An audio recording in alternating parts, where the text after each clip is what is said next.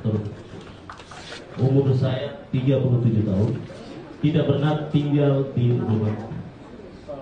Ya, tadi kalau Pak Menteri bilang di akhir mengambil pensiun keluar dari rumah guru, saya malah bukan keluar, memang tidak pernah tinggal di rumah guru. Karena kami harus pindah dari kampung ke kampung dengan 6 sampai 7 bersaudara. Gaji harus dibagi 7 untuk sekolah dan tidak pernah makan beras sampai di tempat tertentu baru. Nah, jadi saya mengapresiasi Pak Menteri kita yang excellent ini. Dengan bencana lewat Tobi beliau hadir dan hari ini hadir menghargai DPD. Sebagai anak guru saya mengapresiasi itu Pak Menteri. Di kami Papua Barat Daya ada 584 SD dan 217 SMP, 81 SMP. Tingkat kesulitan, tingkat kemahalan untuk membangun rumah itu membuat hanya orang-orang tertentu dengan kemampuan ekonomi saja bisa membangun. Termasuk guru pun tidak bisa. Karena itu kami minta kuota rumah dirincikan khusus untuk kebutuhan guru. Yang kedua, perawat, Pak. Di daerah hampir terjadi di seluruh Papua, puskesmas, polindes dan seterusnya, di jam tertentu itu tutup dan masyarakat yang kena bencana atau apapun itu datang ke rumah dokter atau perawat. Tetapi rumah dokter dan perawat itu di mana?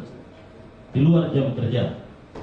Banyak sekali puskesmas, banyak sekali polindes yang tidak didukung oleh perumahan untuk tenaga kesehatan.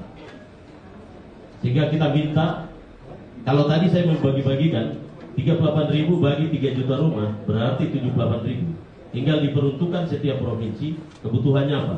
Guru, tenaga kesehatan, bahkan pada masyarakat yang ekonomi lemah. 300 juta di Papua itu habis di belanja bahan. Belum bangun rumah. Yang berikut, kita bicara rumah layak huni. Jadi lelucon di kampung saya itu rumah sosial itu kandang babi, Pak. Ukurannya, size-nya itu mungkin ditambah, Pak. Kita bicara rumah layak huni. Sebagai mantan anggota DPR provinsi, saya periode sebelumnya, setiap provinsi di Papua itu tidak sampai 100 kuota rumah dari dinas PUPR. Karena APBD-nya harus dibagi.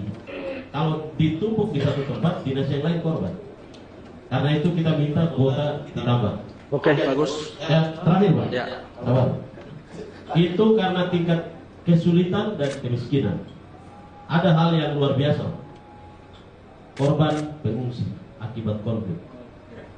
Hidup menjadi pengungsi seperti tempatnya Bro Angelo karena bencana itu masih bagus, Pak. Tapi menjadi pengungsi akibat konflik bersenjata, Pak, terjadi di Papua Pegunungan dan di tempat saya. Ini saya bawa foto, saya jadi DPR. Saya reses hanya bisa bawa sembako.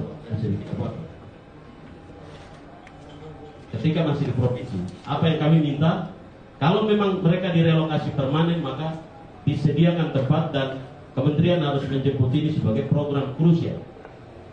Karena apa? Sudah menjadi tema diskusi di beberapa kawasan di Pasir. Saya kira Bang Fahri ini orang yang betul bicara soal nation, state dan lain-lain. Ini menjadi isu menarik besok. Mereka bilang apa? You speak up about what happened in Palestine. At the same time, you forget what happened in Papua. People become a refugee. Kita bicara Palestina, kita bicara di sana. Tapi apa yang terjadi? Di saat yang sama, ada sesuatu terjadi di tempat kita. Masyarakat mengungsi. Saya kira Bang Yoris tadi ada. Kami dihujat di grup, Pak. Per minggu ini.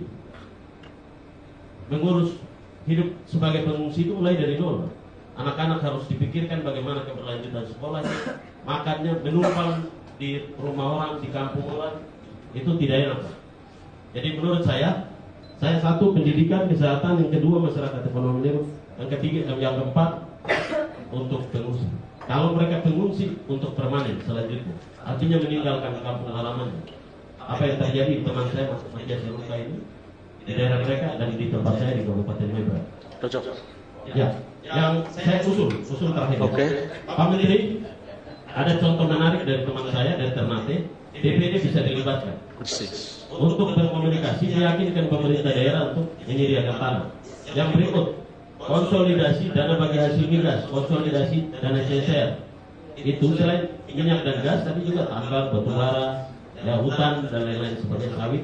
Itu bisa dikonsolidasikan sebagai modal untuk pembangunan dan penyediaan rumah yang lain. Terima kasih, waktu saya kembalikan Pak Ketua. Siap. Ketua. Oke, terima kasih Pak Agus. Lanjut berikut.